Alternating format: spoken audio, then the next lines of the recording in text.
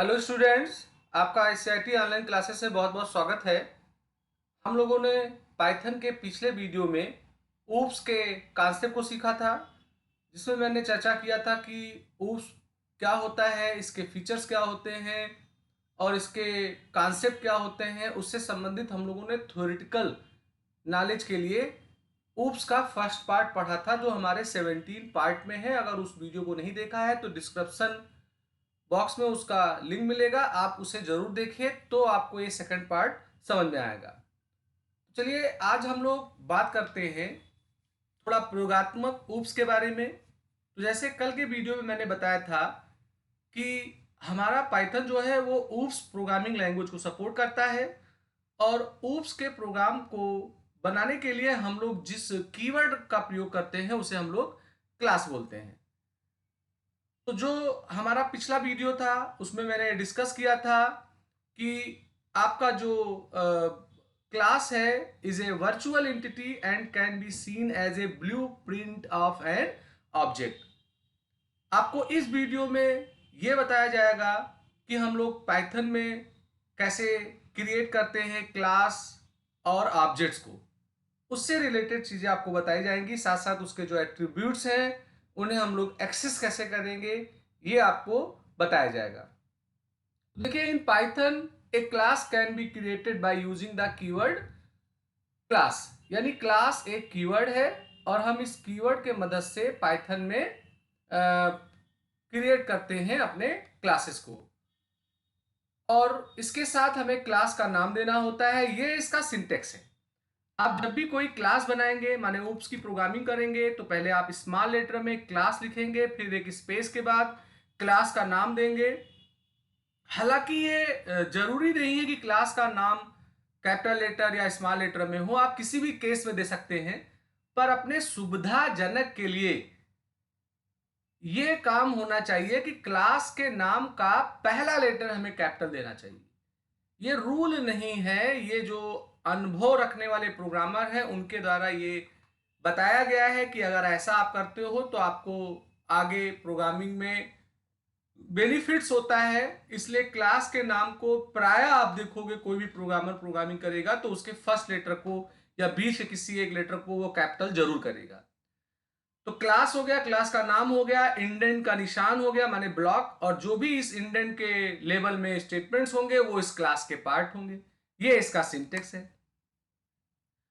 अभी देखिए, consider the following example, माने आपको यहां पर एक एग्जांपल बताया जा रहा है जिसमें स्टूडेंट्स नाम का एक क्लास बनेगा। उसमें दो फील्ड होंगे, स्टूडेंट आईडी एंड नेम। साथ साथ इसमें एक फंक्शन होगा डिस्प्ले, जिसका काम होगा स्टूडेंट के सूचनाओं को प्रिंट कराना। तो देखिए, क्लास के बाद यहाँ स्टूडेंट्स दिया गया है, एस कैपिटल किया गया है, ये मैंडेटरी नहीं है। कॉलन का निशान इंडेंट को बनाता है। आईडी एक वेरिएबल है, उसकी वैल्यू 10। नेम में मैंने अलोक असाइन किया, तो ये दो इसके एट्रीब्यूट हो गए। हमने एक मेथड बनाया है डिस्प्ले, और डिस्प्ले के अंदर हमने इन एट्रीब्यूट को प्रिंट किया है। तो मेथड में अगर आप देखो तो इसके आर्गुमेंट में यहाँ पे सेल्फ लिखा हुआ है। तो जो सेल्फ है ये कोई कीवर्ड नहीं होता है। सेल्फ के स्थान पे आप कोई एक और नाम आइडेंटिफायर के रूप में दे सकते हो, और उसी के माध्यम से आप इस क्लास के जो एट्रीब्यूट्स हैं उनको आप एक्सेस करोगे। चलिए जान लेते हैं कि ये सेल्फ क्या है। तो the self is used as a reference variable which refers to the current class object. माने जो सेल्फ लिखा हुआ है ये एक रेफरेंस वेरिएबल है। जैसे मैंने यहाँ पे लिखा पीछे वाले प्रोग्राम में सेल्फ डॉट आई डी, तो ये बता रहा है कि जो आईडी है ये इसी ही क्लास का एक एट्रीब्यूट है, उसको ये बताने का काम करता है।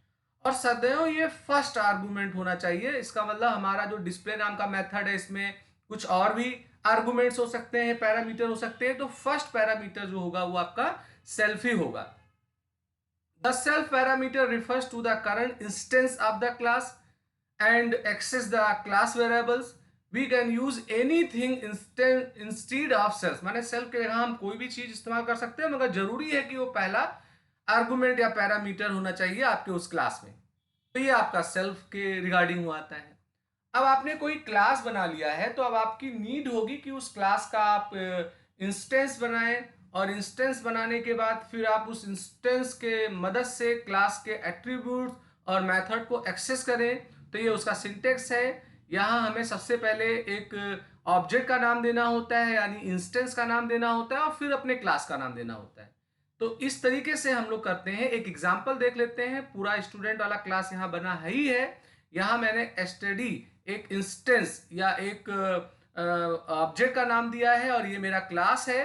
तो इसका मतलब स्टूडेंट्स नाम का जो क्लास है उसका स्टडी एक इंस्टेंस होगा, और स्टडी के माध्यम से हम इनके एट्रीब्यूट्स और इनके मेथड को एक्सेस कर पाएंगे।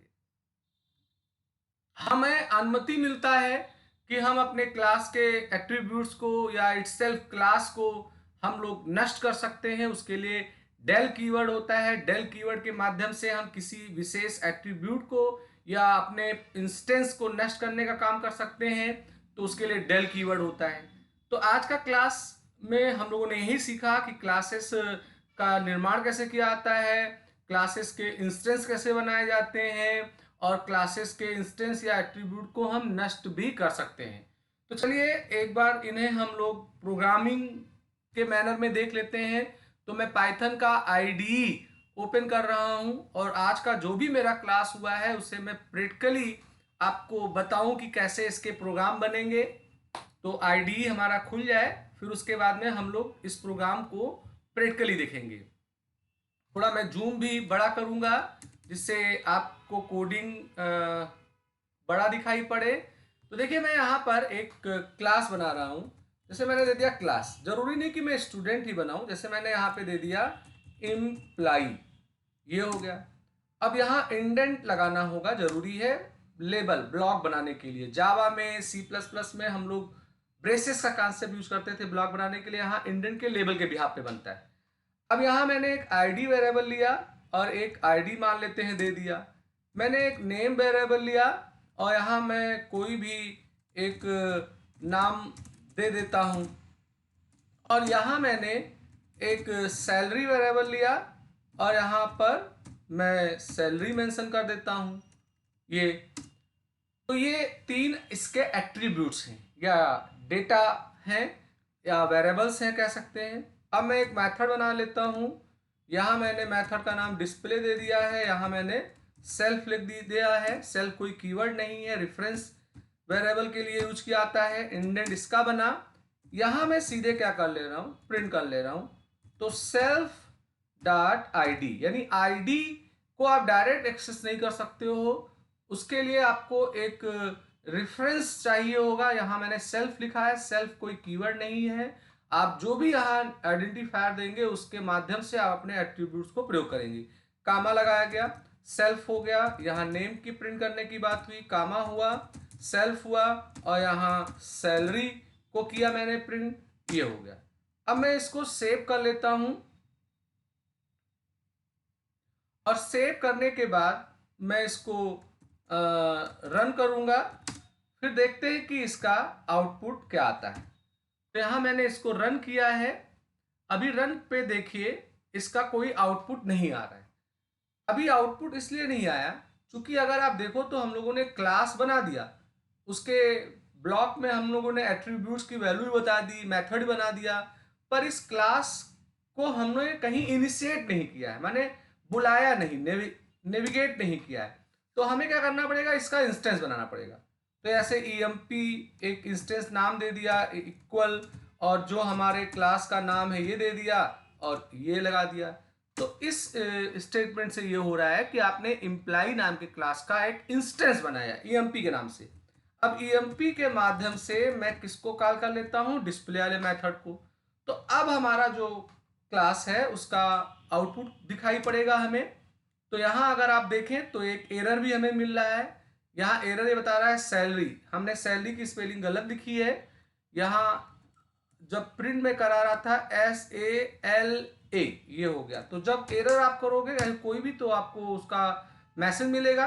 तो देखिए ये हमारा आईडी प्रिंट हो रहा है, ये नाम प्रिंट हो रहा है, और ये हमारा क्या प्रिंट हो रहा है, सैलरी प्रिंट हो रहा है। तो इस तरीके से हम लोगों ने एक क्लास बनाया, उसमें ये तीन एट्रीब्यूट्स है, एक मेथड है, और उसको हमने प्रिंट कर लिया है। अब अगर आप चाहें तो इसमें कोडिंग और बढ़ा सकते हैं, बोनस वगैरह के कैलकुलेशन के लिए काम कर सकते हैं। एक तरीका है कि मैं यहीं पे ही एक वेरिएबल ले लूँ बोनस और सैलरी के माध्यम से उसको गुणा कर दूं, या आप इसके लिए भी एक मेथड बना सकते हैं। ऐसे मैं यहाँ एक मेथड बना रहा हूँ। मैं एक मेथड कैलकुलेशन का बना लेता हूँ। तो यहाँ मैंने कैलकुलेशन के लिए काम किया है। अब कैलकुलेशन में मैं करूँगा क्या कि एक मैं डीए निकाल लेता हूँ, उसकी इनिशियल वैल्यू 0 दे देता हूँ, और एक एचआरए निकाल लेता हूँ, उसकी वैल्यू 0 दे देता हूँ, एक टोटल सैलरी, उसकी वैल्यू 0 दे देता हूँ। और ये वाला जो मेथड है इसमें मैं कुछ कैलकुलेशन कर लेता हूँ। क्या कर लेता हूँ, जैसे डीए, अब सेल्फ लगाना जरूरी है। Self dot DA equal self dot salary गुणे मान लेते हैं 45% हो गया। इसी को मैं यहां से कॉपी कर लेता हूं और यहां पेस्ट कर लेता हूं। ये हमारा एचआरए के लिए काम करेगा। एचआरए माने हाउस रेंट अलाउंस होता है, डीए माने डियरलेंस अलाउंस, महंगाई भत्ता होता है। अब यहाँ मैं सैलरी निकालने के लिए काम कर लूँ, तो यहाँ मैंने लिखा कि सेल्फ टोटल करना है मुझे। सेल्फ के टी सैलरी इक्वल सेल्फ के सैलरी प्लस सेल्फ का डीए और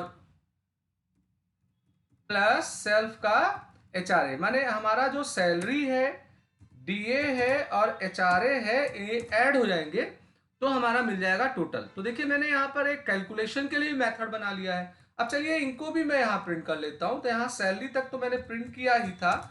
अब सेल्फ के साथ मैंने डीए प्रिंट कर लिया, सेल्फ के साथ मैंने एचआरए को प्रिंट कर लिया, सेल्फ के साथ टी सेल प्रिंट हो गया। और आप स्क्रीन को अच्छा बनाने के लिए प्रिंटफ और रिच यूज कर सकते हैं। चलिए रन करके मैं देखता हूं। तो रन करने पे अगर आप देखें तो यहां पर अभी 0 0 ही आ रहा है। हमारा डेटा तो प्रिंट हो रहा है जो मैंने असाइन किया था, मगर कैलकुलेशन नहीं आ रहा है। रीजन ये है कि हम लोगों ने जो एक कैल नाम का मेथड बनाया है उसको हम लोगों ने नेविगेट नहीं किया, कॉल नहीं किया है। तो यहाँ जैसे आपने डिस्प्ले को कॉल किया तो सीधे खाली डिस्प्ले में हो जा रहा है। तो हमें क्या करना होगा, यहाँ लिखना होगा कि जो हमारा ईएमपी नाम का इंस्टेंस है, इसके माध्यम से पहले किसको कॉल करे, वो कैल को। तो वो करेगा क्या कि कैल वाले में जाएगा तो कैलकुलेशन कर देगा, फिर डिस्प्ले में जाएगा तो उसको डिस्प्ले कर देगा। तो अब इसको रन करके देख लेते हैं। तो हमारा जो आउटपुट है वो हमें मिलना चाहिए। ये देखिए, तो यहाँ आपको डीए मिल गया, आपको एचआरए मिल गया। तो कहने का मतलब ये है कि इस तरीके से आपको प्रोग्रामिंग आता ही है, आपको मेथड पढ़ाया ही गया है। आप जो भी टास्क करना चाहते हैं उस टास्क को आप जोड़िए और एक क्लास बन जाएगा। बेनिफिट यही है कि अगर आपने कोई एक क्लास बना दिया है तो ये इसके डेटा हो गए और ये इसके फंक्शनैलिटी हो गए। अगर आप मेरे फर्स्ट वीडियो को देखिए तो मैंने पढ़ाया था कि ऊप्स में क्या होता है कि हम लोग डेटा और फंक्शन को बाइंड कर देते हैं टुगेदर। तो यहां देखिए ID, name, salary, DA, HRA, T salary क्या हो गए, इसके डेटा हो गए, और कैल और डिस्प्ले इसके क्या हो गए, फंक्शनैलिटी हो गया। तो मैंने इनको बाइंड कर दिया, मैंने इनकैप्सुलेशन कर दिया है, एक क्लास बना दिया है इम्प्लाई नाम में, और ये सारे उसके पार्ट हो गए। तो अब हम जहां भी इसका कोई इंस्टेंस बनाएंगे तो उसके मदद से हम इनको यूज कर पाएंगे। ये इसका बेनिफिट होता है। तो मैं उम्मीद करता हूं कि मेरा वीडियो आपको अच्छा लगा हो, अच्छा लगा होगा। अच्छा लगा तो आप लाइक जरूर करो, आप शेयर करो व्हाट्सएप पे, फेसबुक पे, इंस्टाग्राम पे, और सब्सक्राइब जरूर करिए जिससे मैं कोई नया वीडियो बनाऊं तो उसका अलर्ट आपको तुरंत मिल जाया करे।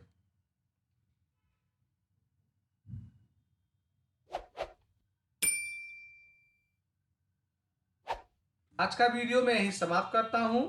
आज 2 अक्टूबर है। आप लोगों को गांधी जयंती और लाल बहादुर शास्त्री जयंती का बहुत बहुत बधाई हो, और आप उनके बताए गए मार्ग के अनुसार अपने जीवन में कार्य करिए तो आपकी उन्नति हो।